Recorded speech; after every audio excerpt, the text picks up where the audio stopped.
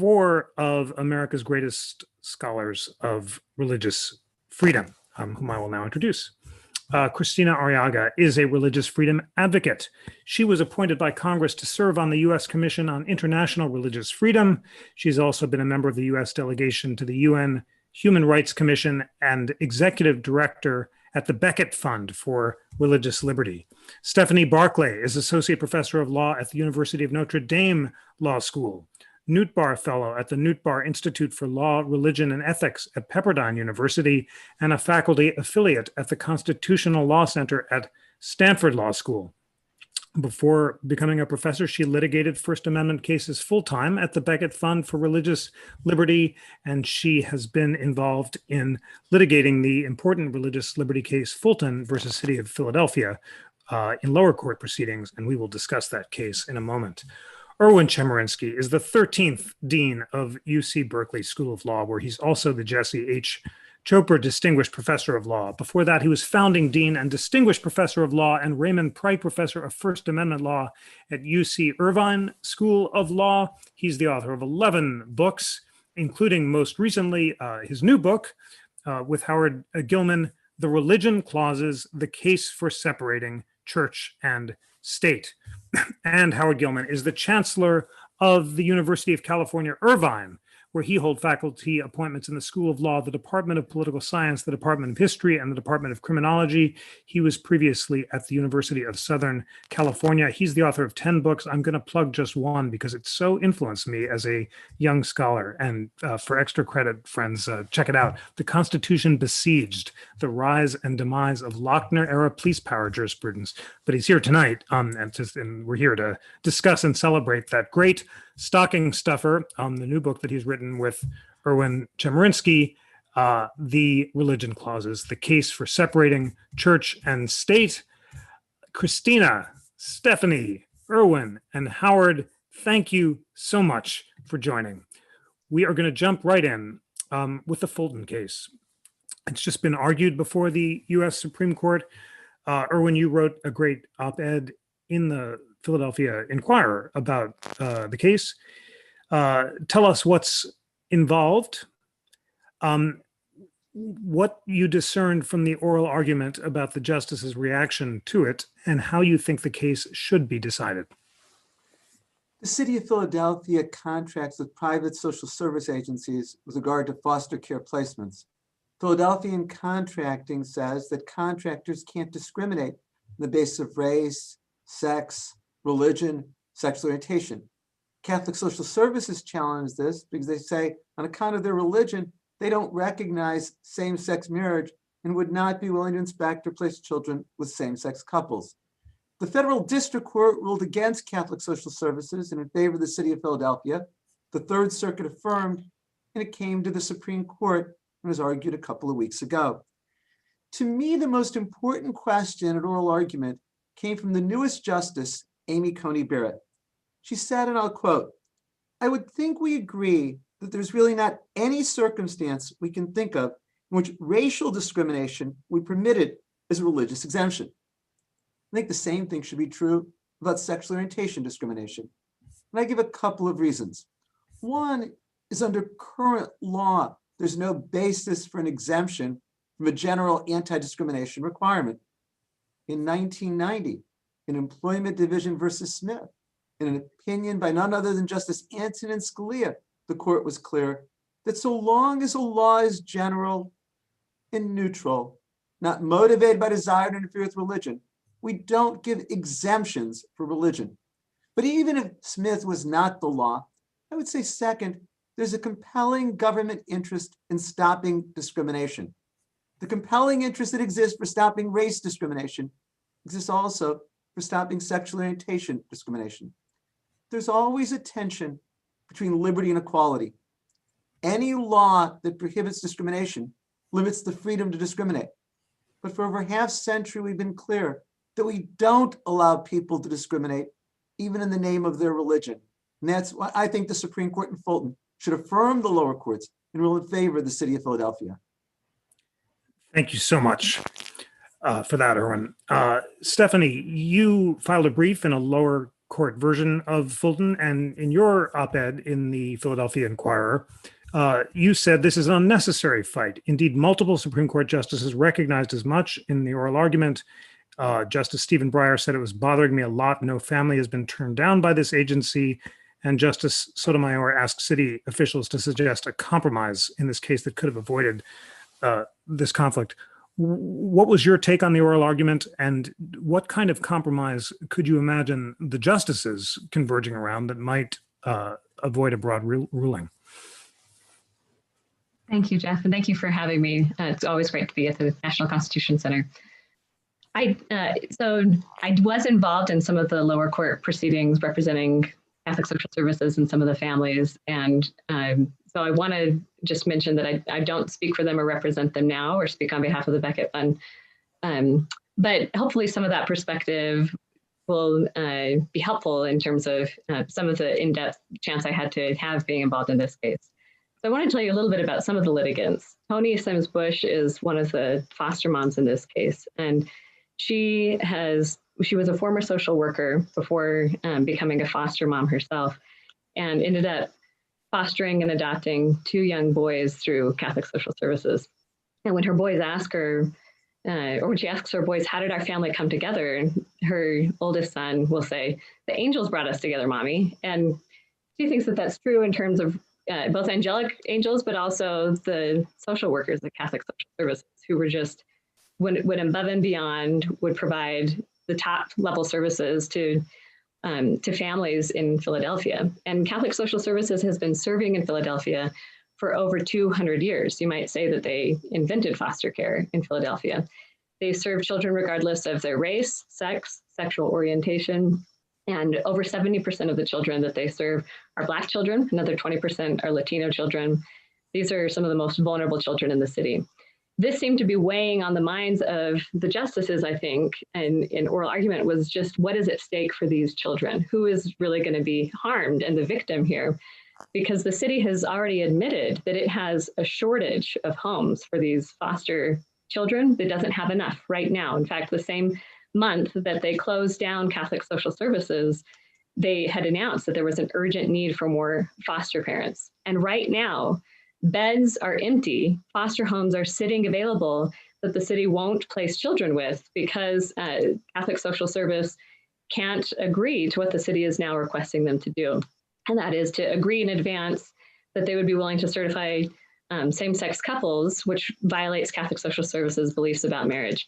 There's some debate, and I respect Professor Chemerinsky very much in his writing, but there is some debate about how neutral the city actually has been in this policy. This was something that was also the subject of much debate in the oral argument.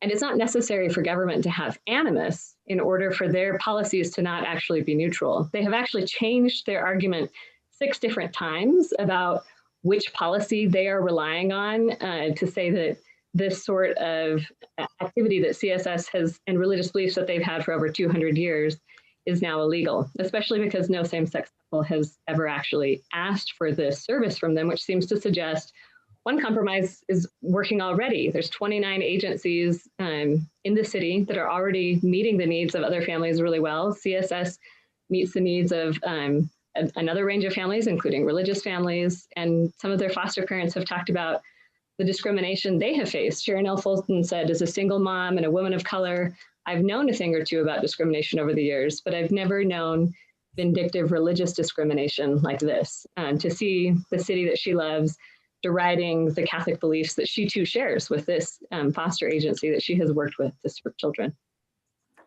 Many thanks for that.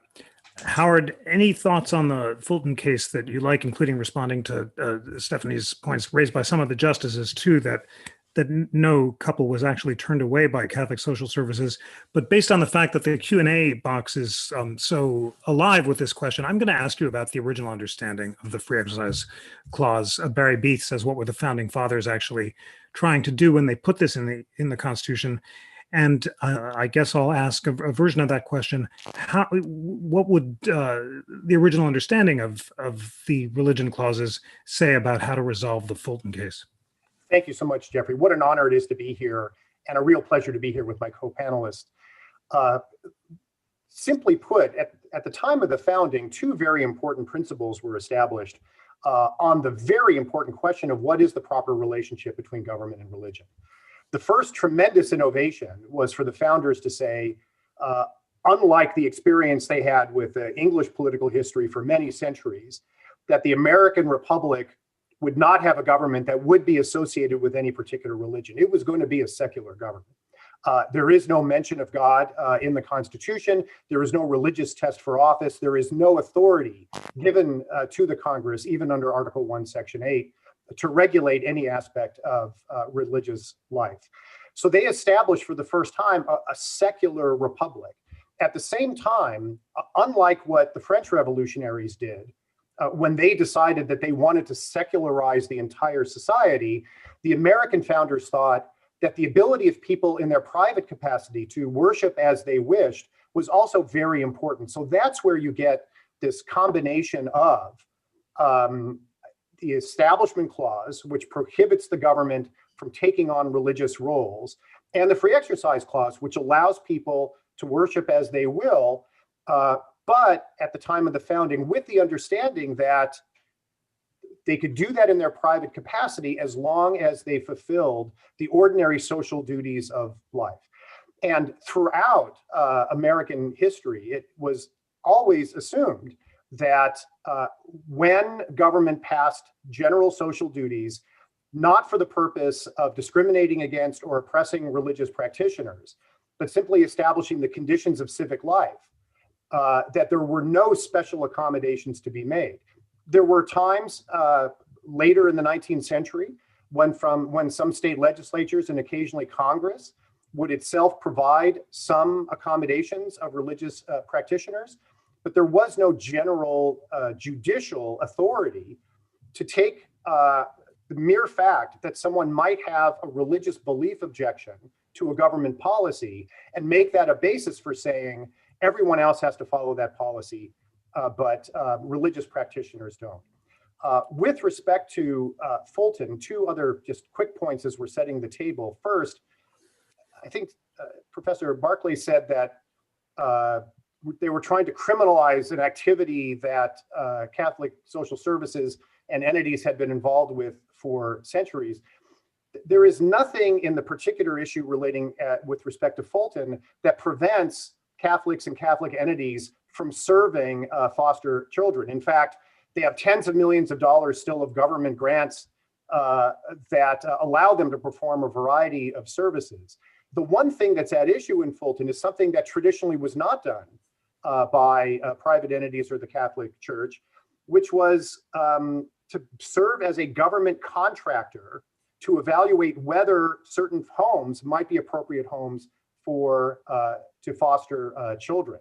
That is not a historic role, because it was only in modern times that the government decided that it was the caretaker of foster youth. And so the other issue in Fulton is setting aside the question of general laws that regulate behavior, whether the government has a right, when it creates contractors for its own purposes, to set the rules governing those contractors. So that might be a basis to create a more limited decision in this case. The last point that I'll make is, Erwin mentioned the issue of whether, despite the history of the Catholic Church accommodating, serving foster children, we would have allowed them to be a government contractor if part of their faith was to discriminate against people on the basis of race. And everyone agrees that that would not have been permissible. And the court, in the oral argument, asked a number of questions about, well, what about discrimination on the basis of gender? What about discrimination on the basis of religion? And one of the issues that we're going to need to think through is, if you accommodate the Catholic contractors and allow them, even though government contractors are prohibited from discriminating, and if you allow them to discriminate against same-sex couples for this purpose, what other kinds of claims will religious government contractors make about the desire and the need and the right to be accommodated on a variety of other cases? It is a very slippery slope that would entangle courts in very difficult decisions about whether certain religious claims are important enough or reasonable enough or sincere enough versus what government interests are important enough in order to balance those out. And the one thing I think that the founders would not have wanted is a bunch of federal judges going deep into the question of whether someone's religious faith was sincere enough to balance against a variety of different government interests. Many thanks for that. All right, Kristina, there are a bunch of points on the table. And when it comes to Fulton, we've discussed the court's interest in a narrower holding that, as Howard said, might focus on whether the government is acting in its managerial capacity as a contractor rather than in setting general rules. That was actually Chief Justice Roberts' very first question to Ms. Wyndham. And then there's this historical question that our audience is really interested in that I'd love you to address as well, which is, what would the framers of the religion clauses have made in Fulton? Howard just made the claim that there was no tradition starting at the time of the founding from making exemptions from generally applicable laws. When government passed general social duties, there were no special accommodations to be made. Do you agree with that point as a matter of original understanding, or do you see the original understanding of the religion clauses differently? Our framers had just signed a death sentence, which was the Declaration of Independence. And they go in to draft the Constitution in 1787 with 150 years of experience of religious freedom. Many of the colonies before the Constitution was ratified had experimented with different versions of religious freedom. And they knew that the most important social duty at the time of the country is for the country to survive, for people to serve. And yet, baked in the Constitution is an exemption, a religious exemption for Quakers. So in the Constitution, you can either take an oath or you can affirm. And that was specifically tailored for a religious group at the time to ensure that this pacifist group didn't have to take an oath because he was against the religion. So the founders understood that the only way we could move forward is to make sure that principal citizens in this country had enough space to serve their country. Professor Chemerinsky makes a very important point about discrimination and how discrimination should never be allowed in the name of religion. I beg to disagree. If I showed up to apply for a job as a cantor at a synagogue, first of all, I would be laughed out of the synagogue because I can't sing. But second, as I'm not a Jewish man, so a synagogue has the right to decide whether any American can come in and apply for a job. There are many other ways that religions discriminate. In the Catholic Church, women cannot become priests. In the LDS Church, people don't drink coffee, even though I think coffee is practically medicinal. Are we going to have health regulations that now force members of the Church of the Latter-day Saints to drink coffee? I mean, the point here is that the book, which by the way, I strongly recommend to everyone as a stocking stuffer, and but I'm going to give you a big spoiler alert. The book finishes by saying, we remove the government from the impossible challenge of deciding which religious people should be exempted from the social duties that are imposed on everyone else. If this view of the Constitution survived, the government would become a gigantic helicopter parent, which would be ensuring that none of us say anything offensive, that none of us are offended, and there would be animus against religion. In the what would happen would be that if a Jewish soldier served in the military and his body was buried in the National Arlington Cemetery because it's a government property, they could not be a Star of David. In the public schools could not celebrate the Diwali festival because there's a Hindu religious tradition. Chaplains could not serve in the military. Doctors who are religious and are against the death penalty would be forced to administer the death penalty in prison sentence. Pharmaceutical companies would have to make drugs to give to those same doctors. There would be absolutely no allowance of conscience whatsoever. And it would end up not only damaging the religious freedom of this country, but it would take down the entire First Amendment, because the First Amendment is not a set of separate clauses. And that's one of the reasons the Supreme Court has made such inconsistent and shifted decisions on the religious clause. There's freedom of speech. There's the ability to speak in the public square, even if the public square is owned by the government, about ideas. No idea should be so dangerous that it should be entirely privatized. And in this worldview, our ideas would be private.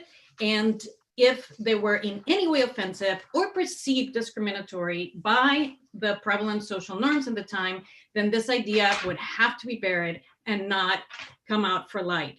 And that would be a terrible tragedy. And frankly, I think is what we're seeing right now with the resignation of the New York Times editor. Just a couple of weeks ago, the co-editor of Vox had to resign. I'm sorry, not the co-editor, the co-founder of Vox, because someone said that the idea that he advocated for free speech was so offensive, they no longer felt safe working in that environment.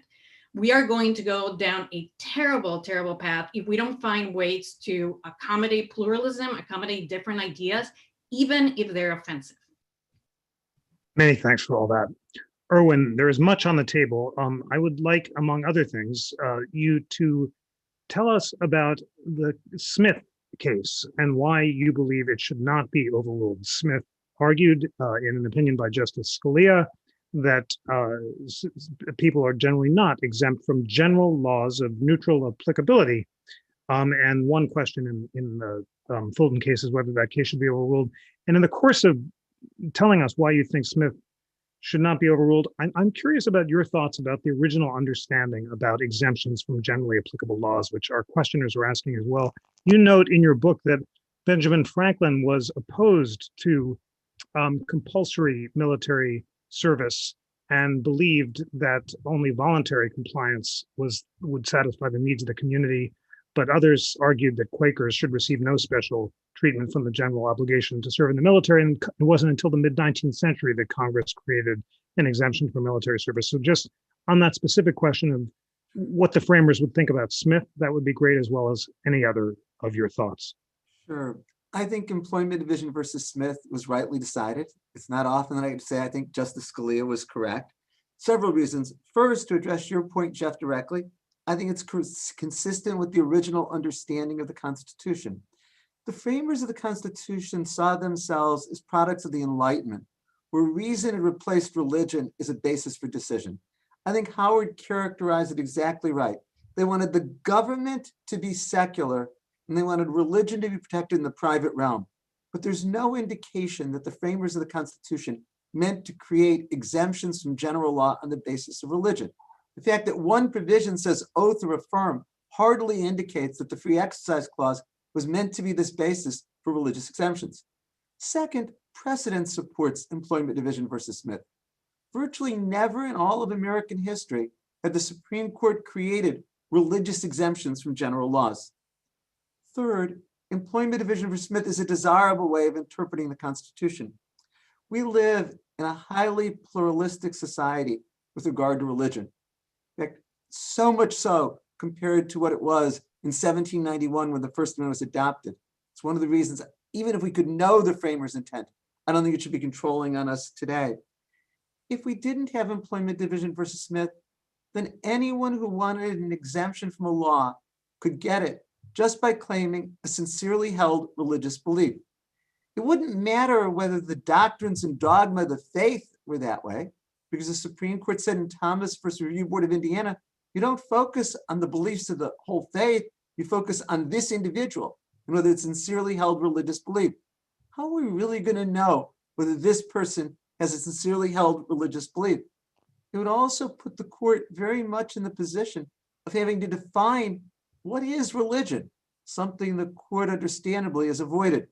Now, if I can tie this to what Kristina says, her point is that we have a very narrow exemption where we do allow discrimination on the basis of religion for clergy. But it's the fallacy of composition to say, because we allow it in a very limited instance, therefore we should allow it in all instances. What if Catholic Social Services or some other entity refused to contract and provide placements with interracial couples? Would we say, oh, if that's their religion, they're allowed to do so? What if an employer says, my religion is men and women shouldn't be in the same workplace, so I'm not going to hire any women? Would we give a religious exemption from that? There would truly be no stopping point.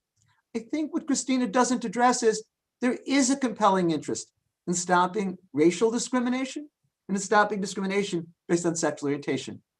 Finally, I think Kristina very much mischaracterizes what Howard and I are arguing for. We're arguing that the Establishment Clause is about separating church and state, and that we believe in protecting free exercise of religion, but not by creating exemptions from general laws. Legislatures can create exemptions, as Justice Scalia said, but it shouldn't be in the name of free exercise under the First Amendment. Thank you so much for that. Stephanie, I'd like very much for you to focus on this question of why a justice who embraces the original understanding of the Constitution should overturn Smith. After all, Justice Scalia, the great originalist, wrote Smith. The pre-Smith rule was defined in a case called Sherbert v. Verner, which held that general laws that imposed indirect burdens on religious practice had to be subject to strict scrutiny, which meant that they had to be justified by a compelling governmental interest. But Justice Scalia in Smith said that that would have dramatic consequences. And he said, in particular, that that would require exemptions from civic obligations of almost every conceivable kind, ranging from compulsory military service to the payment of taxes, health and safety, vaccination laws, I'm skipping because he gives so many examples, environmental protection laws, and laws providing for equality of opportunity for the races. The First Amendment protection for religious liberty does not require this. So my question is, if you were channeling a good originalist argument for overturning Smith, what would it be? It's such an interesting question why Justice Scalia, the great originalist, wrote Smith the way he did, because many originalists, Professor Michael McConnell, Philip Hamburger, have observed that Smith was not an opinion that Justice Scalia was claiming to be rooted in history or original meaning. And one interesting sort of maybe a cultural side note on what's going on during this era is leading up to Smith, the Reagan administration was not a fan of religious exemptions. This is something Professor Doug Laycock has written about. And the ACLU was, and that has swapped now, but I think it's a good reminder of why religious liberty is something that should and does transcend partisan politics, because our politics on the issue will change, but this core American value, and I think the original meaning, shouldn't and don't change. Justice Scalia later had a concurrence in City of Bernie, where he made some historical defenses, sort of a half-hearted one, of employment division versus Smith. He was relying on some work by Philip Hamburger. And I think it's interesting that in the City of Fulton case, Philip Hamburger actually filed an amicus brief in favor of Catholic social services, and in fact, in favor of a religious exemption here, because Philip Hamburger was saying, whatever the logic of Smith, is, or to the extent it should be maintained in any form, that was relevant to the legislative process, where government officials are just trying to do their work, pass laws in advance. They don't mean to burden religion. It happens to be a later incidental result. That is not what's going on when we're dealing with administrative action or government bureaucrats renewing a contract who know in that moment what we're doing will exclude Catholic social services from the foster care program, and we're doing it anyway. We could grant an exemption right now. We have a policy that says we could protect them. This could all go away. And yet, as multiple justices, I think at least 5 at oral argument noted, the city went forward with this unnecessary fight. So I just want to flag a couple things that have come up in the discussion. One thing that Professor Gillman said is that there's nothing that the city is doing here to prevent Catholic social services from serving foster children. They can still do it. That's just not consistent with the evidence in the record. The city's own brief admits that the foster parents in this case must find a new agency to work with, because an agency can only provide the core foster care services if they have this government contract. So this isn't just a contract, it's a license. The other thing about the government spending its money, it spends millions of dollars for Catholic social services. The money that the government spends across the child welfare services actually doesn't cover the costs that Catholic social service incurs to perform this ministry. Every year, they subsidize these services by $3 million because this is a ministry for them. It's not a money-making endeavor. And to the question that keeps coming up, what about race discrimination? The city has actually is under a state law that allows consideration of things like race, religion, disability, and other characteristics as part of foster care placement, because it turns out that providing foster care isn't like buying a train ticket or a sandwich. It's a really individualized assessment of how kids are going to fit with different families. It's So the city is actually violating its own policies, which is one thing that has been hard for them in terms of being able to present a neutral law. So the last thing that I'll just point out is what do we know from the original meaning of the First Amendment about the Free Exercise Clause? And I'll just give 3 quick examples. One is we know that we provided exemptions for Quakers for military service because our founders knew that trying to force them to serve in the military didn't actually result in more people in the military. It resulted in suffering and jail time and even more severe penalties for the Quakers. I think, in fact, increased needless suffering, which is, I think, what would happen if we closed good foster agencies for no reason. We also know in early court cases, People versus Phillips out of New York, Cronin coming out of Virginia, these are some of the earliest court cases we have. Courts referred to free exercise protections to provide judicial religious exemptions, not just legislative ones. And finally, my last one is I'll point to an example we know early on of the Ursuline nuns in Louisiana. These were nuns who were operating a school for low-income children. And as part of the Louisiana Purchase, there was some concern when the government now expanded into this new sphere it hadn't operated in before. Does that mean that now the nuns lose this ministry that they have been operating because the government has now taken over this new area? So they wrote a letter to then President Thomas Jefferson and said, we're just wondering about the fate of our ministry. There was certainly a good argument to be made that the government now owned this land and could control it. And the government, President Jefferson wrote back and said that the Constitution required protection of the Ursuline nuns ministry, that they'd be able to continue, and that they'd be able to do so consistent with the own terms of their ministry, not just on the government's terms as it would like them to, which suggests that government recognized even as it expands and might grow into new spaces, which is certainly true of our modern welfare state, there are some areas where religious exercise needs to maintain protections. And certainly, whatever the Free Exercise Clause means, it cannot mean that the government just gets to start contracting for new things, licensing new activity, and every time government expands, religious exercise contracts. And the ACLU admitted in oral argument in response to questions from Justice Barrett and others that their rule would allow the government to just expand its contracting power to say, add conditions to contracts in Medicaid for hospitals and then require performance of abortions, or to require, another hypothetical you could think of, this didn't come up in oral argument, but government could say to religious universities that receive government funding or contract, now you have to change your religious code of conduct in order to do business with us. And where it is increasingly true that government contracts and funding are a baseline in modern society, if we say that is inconsistent with the Free Exercise Clause, then we are saying that religious exercise has no place in the public square of our society. And that cannot be what the founders meant for the Free Exercise Clause. Thank you very much for that. Howard, first, if you could respond to Stephanie's 3 points about why she argues that the original understanding of the Free Exercise Clause would require exemptions from general laws, neutral laws of general applicability. She said there were early exemptions of Quakers from military service. Early court cases required courts to provide free exercise exemptions judicially. And then she cited the Ursuline nuns.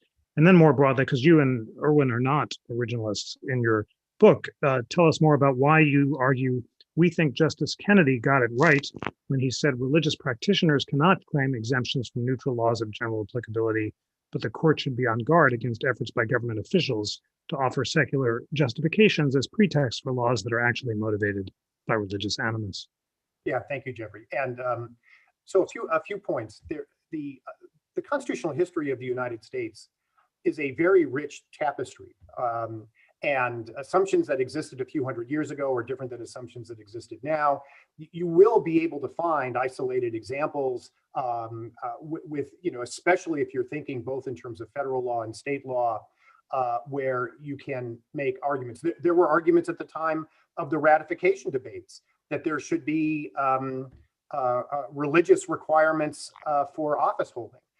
So there were a variety of positions. One of the reasons why, Erwin and I don't think that the resolution of this can be settled just by imagining what people would have thought 200 years ago is that people thought a variety of things. And but I think Stephanie will agree that there was no clear, convincing general pattern especially in federal law, where individual religious practitioners were making the argument that general legislation to advance health, safety, and welfare could be the basis for them saying, well, everyone else has to follow that law, but we don't. Very few examples of that. And, Jeffrey, you mentioned my original book, The Constitution Besieged. That's not even how people in the 19th century thought about rights. They didn't think of rights as trumps against, so to speak, against government policymaking. If the state legislature was acting legitimately within the police powers, then that was really the end of the matter. So I think the history of the 19th century is not clearly a precedent for the kinds of religious liberty claims that you're seeing over the last couple of years being advanced. And at a minimum, when federal courts started for the first time interpreting the Free Exercise Clause in cases like Reynolds versus the United States, I think everyone will agree that there was not a very broad and sustained religious liberty motivation underlying what the federal courts were doing. For a long time, federal courts said, in fact, that all that the First Amendment protected was the right to believe what you want to believe, but it didn't protect at all any conduct that you might attach to that belief. And so those were the early precedents. I'm not invoking those early precedents because I think those are determinative, but it certainly means that there wasn't this very big, rich constitutional history in favor of these sorts of exemptions. So now we get to where we are right now. And, we can, as everyone orients themselves to these questions, you have to imagine what it would mean to establish the principle that if a religious objector believed that a law prevented them from living exactly the life that they wanted, that they can go into court and ask for an exemption, what kinds of exemptions would courts have to contemplate?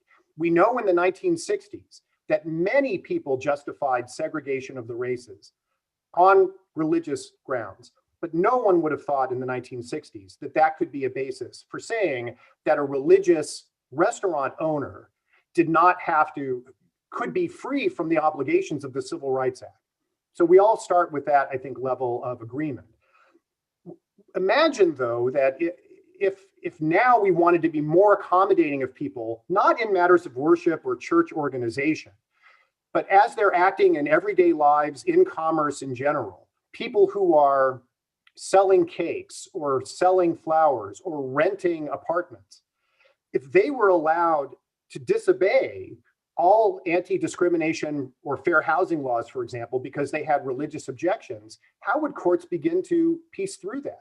It might be that you have a religious landowner, apartment owner, who does not believe that same-sex couples should be normalized within society in general, and believes that by renting an apartment to them, that would be normalizing them inconsistent with their religious beliefs. Does that get accommodated? What about a business owner who believes that women should be covered whenever they're in public spaces? Could that business owner prevent a woman who is not covered from going into their shop?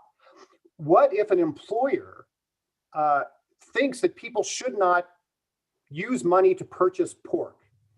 Could an employer say, I'm going to give you your salary on condition that you not use your salary in order to purchase pork?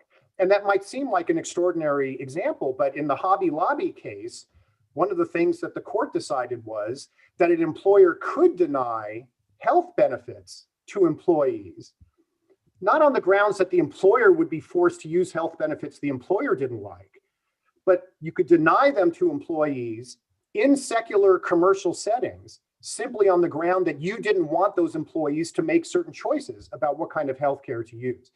Once you see the challenge associated with bringing to life the claim that everyone with a religious objection should be deeply accommodated and judges should work very hard to figure that out, I think you realize that that's going to be an impossible task to satisfy. Thank you so much for that. Kristina, two big questions on the table. First, Howard said that certainly as a matter of 19th century practice, and again, I'll plug his amazing book on the police powers, courts did not require exemptions from generally applicable laws. If a state legislature was acting within the police powers, that was enough.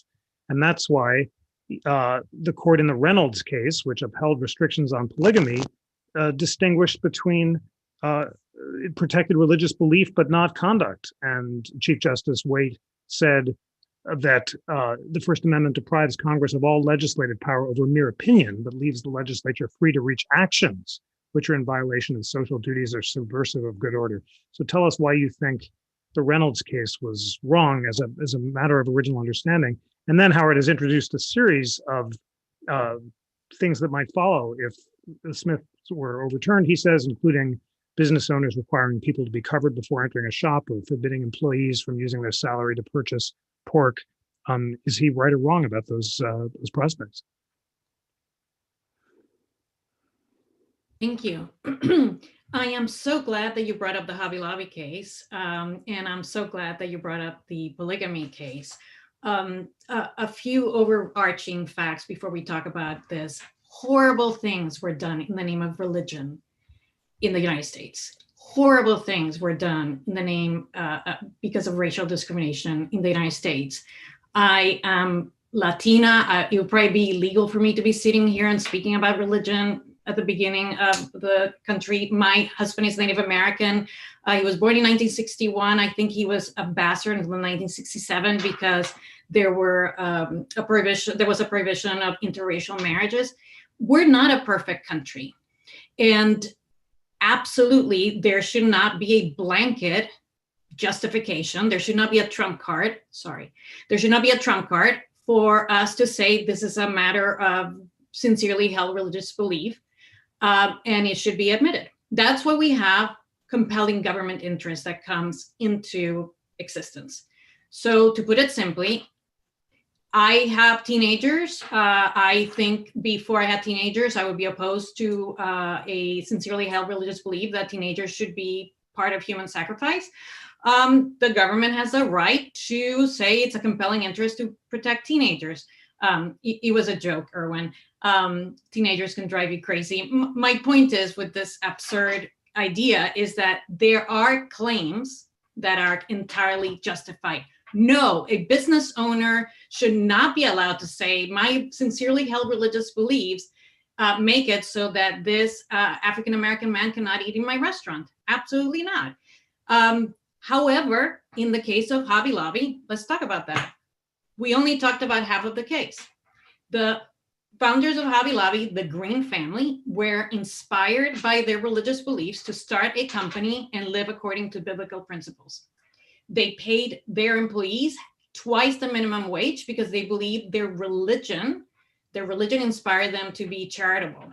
They also wanted good health care for all of their employees. And they were not opposed to the Affordable Care Act. They were not opposed to 16 out of 20 contraceptives that were mandated under the Affordable Care Act. They were only opposed to the 4 medications that the government itself said were abortion-causing drugs. And they said the people can obtain them on their own, people can use them. However, we cannot pay for them. We cannot pay for them because we would be complicit in ending a life. And the government said, fine, we'll just fine you out of existence. At the time, it was $100,000 a day because they would not pay for those 4 medications. At the same time, the government claimed that this was a compelling government interest. The government accepted the largest employer in the world, the United States military. The government accepted New York City because of grandfather clauses. The government accepted Exxon for economic reasons. So if we were talking about generally applicable laws and we were talking about compelling state interest, then the government should have not exempted those other people for economic reasons. In this case, they did not want to exempt the Green family. Had the Green family said, we have a grandfather clause, had the Green family said, we now have joined the military, the government would have exempted them. But they were not exempted and they were almost driven out of business because the government did not want to make a religious exemption. So this is a lived experience of religious exemptions. Because the Quakers were exempted, something terrific came out of it. And that is that the Quakers started the abolitionist movement and the Underground Railroad. At the time, the prevalent thinking was that we should have slaves, that there should be racial discrimination. Many of the terrific civil rights advancements we've been able to make in this country have been precisely because of religious exemptions. And we talked about obeying the law. Reverend Martin Luther King talked extensively about not having to obey unjust laws. The worldview that would be presented by ensuring that the government never exempted anyone based on their religious belief system is one where some of our greatest civil rights achievements would have never taken place. Most of the hospital beds in this country for a long time were generated out of Catholic people who thought it was an obligation to take care of the health of others. Catholics also were the first to talk about services for people who were employed unjustly. So the examples that you bring are extreme, and this is not a slippery rope type of situation. What we have now is we have a balancing test that allows the courts, granted it was legislative, but allows the court to balance rights. And my final point is, we can look at the First Amendment with a microscope and just look at one section of it. And we can look at history and talk about the Enlightenment versus the religious freedom ideas that came out of the theological ideas of the time. We can look at it with a telescope and we can see the architecture of rights and understand that all the rights are interrelated and interdependent. You cannot just pluck out religious freedom out of it and say there should not be exemptions based on religious freedom alone, because that would be bad for society. Our founding fathers, I believe, looked at our rights and our Constitution as an aspirational document. They knew at the time that when they said all men are created equal, they just meant white men. Women could not vote. There was terrible racial discrimination. Slaves were not even considered human. So in this aspirational document, our founding fathers framed it, and it helps me to think of it as kaleidoscope. I mispronounced it, sorry.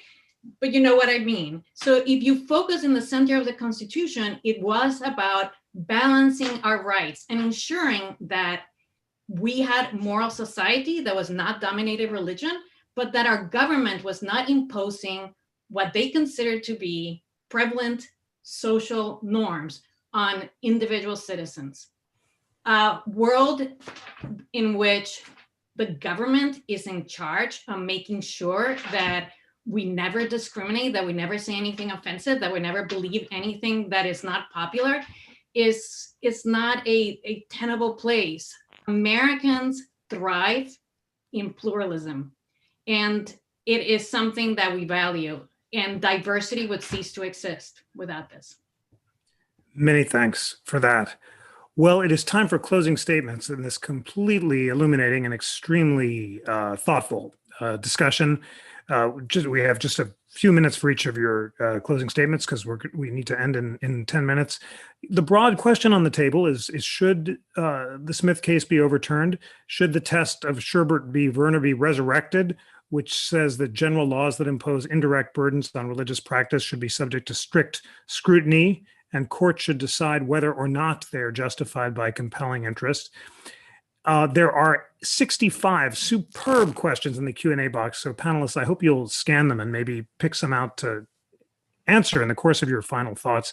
But I'll just put one on the table from Colin Thibault, who's a phenomenal student in our high school live classes on the Constitution. And Colin asks, how should courts weigh compelling interests in not discriminating against religious freedom and the importance of recognizing the free exercise of it? So Erwin, the first last word is to you.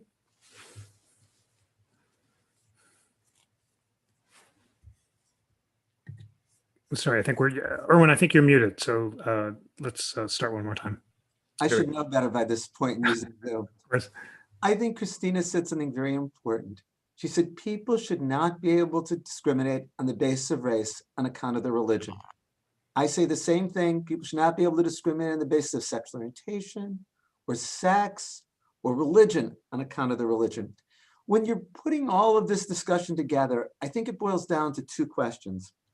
First, should the free exercise clause be interpreted to allow exemptions from neutral laws of general applicability? Should Employment Division versus Smith be overruled? I think we could make an argument here based on framers' intent. We could certainly make a descriptive argument. It wasn't until 1963 in Sherbert versus Verner, the case that you mentioned, that the Supreme Court first created an exemption from a general law on account of religion. The court has virtually never done that. But most of all, I think what Howard and I have shown is the chaos that would result if we allowed anybody claiming a sincere religious belief to have an exemption. But even if the Supreme Court to overrule Smith, you then get to the second question. What's a compelling government interest that would justify interfering with freedom of religion? That's the question you referred to from the student. And my position is stopping discrimination on the basis of race or sexual orientation is a compelling government interest. Making sure that women have access to contraceptives is a compelling government interest. And so I think that's the question that would have to be faced. And once Kristina and Justice Barrett say there's a compelling interest in stopping race discrimination, I think that decides Fulton versus City of Philadelphia. Thank you so much for that, Erwin. Stephanie, your final thoughts.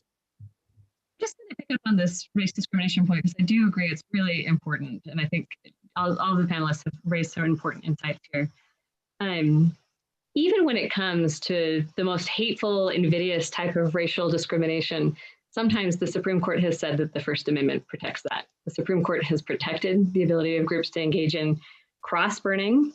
They have protected the ability of groups to bring swastikas to the neighborhoods of Jewish Holocaust survivors. They've protected the ability of the Westboro Baptist Church to have some really offensive racist statements, because our Constitution protects even sometimes the most terrible sorts of ideas that are deeply unpopular. Because if we don't protect unpopular beliefs, a concern is at any moment our beliefs could become those unpopular beliefs too. I don't think that I don't think the court thinks that beliefs about marriage equate to invidious racial discrimination. In Obergefell, they describe those beliefs as decent and honorable religious beliefs. And the real racial impact, I think, in Fulton is going to be if we close an agency that is serving over 70% Black children and trying to provide homes for them. And studies show that when there aren't enough homes for foster children, when they age out of the system without ever finding a home, it is disproportionately Black children who end up back on the streets in a life of poverty and abuse and addiction. And those are the lives that are really at stake if we force religious ministries out of the public square. If we're thinking about historical evidence, even aside from founding era evidence, during the Civil War era, neutral and generally applicable laws, I use quotes because I don't think it's a really helpful label, but those were passed to prevent people from teaching slaves to read. This had an impact on the ability of slaves to read the Bible and to exercise their religious beliefs. And Professor Kurt Lash has written about that was another motivating factor for the free exercise clause relevant to incorporating that protection against state governments.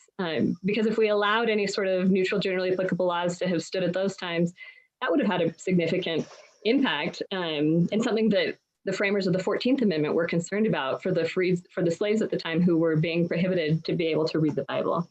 The last point I'll make is just why I don't think that this chaos, sky is going to fall argument has any real weight that is backed up by just the track record that we have had for nearly 30 years now. And that is because after Employment Division versus Smith was decided, just 3 years later, Congress nearly unanimously passed the Religious Freedom Restoration Act and another sister law similar to it called RLUIPA that essentially brought back that standard of protecting religious exercise under strict scrutiny.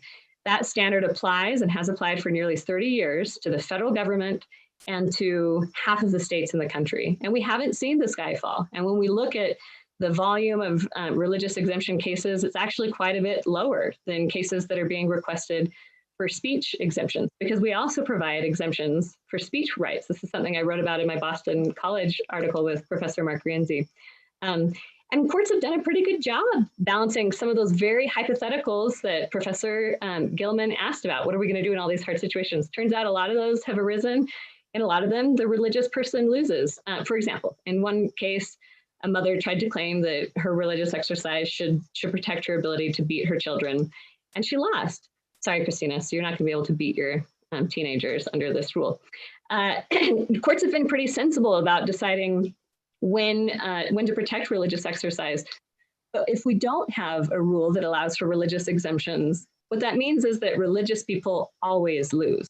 It means that my client, Carol Logan, a Native American woman who would perform religious ceremonies at a sacred site, it means that the government could destroy her site with impunity, even though it could have easily done things to widen a highway just across the street instead of on her side of the road, and obliterating a stone altar and this ancient burial ground. The government can do things like that under the flimsiest of justifications if we don't have a world in which the government is required to at least show that it has a strong interest in overriding religious exercise and that it's acting in an even-handed way. And that's essentially what a rule under strict scrutiny requires government to do. Thank you so much for that. Howard, your final thoughts. I know we're very short on time. I'll do this in less than a minute. Thank you again to the National Constitution Center and to my co-panelists. I hope everyone enjoyed the show. First point, Kristina has mentioned, well, our position would mean you couldn't have unpopular points of view. Another stocking stuffer, Erwin and I wrote a book a couple of years ago, Free Speech on Campus. I think you'd be very happy with our general opinion about how vitally important it is to be tolerant of lots of different points of view. Religious practitioners should be free to advocate on behalf of their values. There's no question. They should organize themselves. The second point I want to make, in fact, is we've talked a lot about what shouldn't happen by way of accommodations. Erwin and I are absolutely committed to the foundational principle of religious liberty. We are the most free country and most diverse country with respect to the exercise of religion, precisely because we don't allow the government to pick and choose among winners and losers when it comes to who gets special treatment or not. Keep the government secular, keep everyone free in their private capacity, but when they are acting in commerce, in general, in society, everyone should play by the same rules, religious, not religious, and the like. And finally, I'll say, I would encourage everyone, as they're thinking more deeply about this, to think about the question of the difficulties that would arise if you took seriously the claim that the law in America should be that if you have a religious objection to a law that is not designed to oppress you as a religious minority, you just don't like the law, that courts have to work hard to evaluate that religious objection, and government has to work extra hard to overcome the assumption that government laws are otherwise legitimate. It was precisely because he thought that was impossible that Justice Scalia decided in Employment Division versus Smith that was just not a workable law and a workable way for us to all get along as people of different religious faith traditions in a single society. And I would suggest that Justice Scalia understood this issue very deeply, and I encourage everyone to think hard about this issue, even beyond the specific facts in a case like Fulton. Thank you so much for that. We are almost at time, and Kristina, the last word is to you. Well, I hereby yield my time to George Washington, who in 1789 wrote, "I assure you very explicitly that in my opinion, the conscientious scruples of all men should be treated with great delicacy and tenderness. And it is my wish and desire that the laws may always be extensively accommodated to them, as a due regard for the protection and essential interests of the nation may justify and permit." Thank you. Beautiful. What inspiring words from George Washington. Thank you so much for that concise and uplifting closing statement. Thanks to all of our panelists for a rigorous, illuminating, engaged discussion of one of the most difficult and important issues in constitutional law today. And friends who are watching, I'm so proud of you for devoting a weekday evening, more than 800 of you live and so many more on YouTube, to really engage with these tough issues. Your homework, if you choose to accept it, is to read more and learn more. Read Howard and Erwin's new book, The Religion Clauses, the case for separating church and state. Read Stephanie Barclay's briefs in the Fulton case and her other writings, and read Kristina Arriaga's writing as well. By reading, we can come together in reason and the light of reason will shine and illuminate us all. Thanks so much. Have a good night, and we'll look forward to seeing you at the next town hall. Bye, everyone. Thank you. Bye. Thank you. Thank you.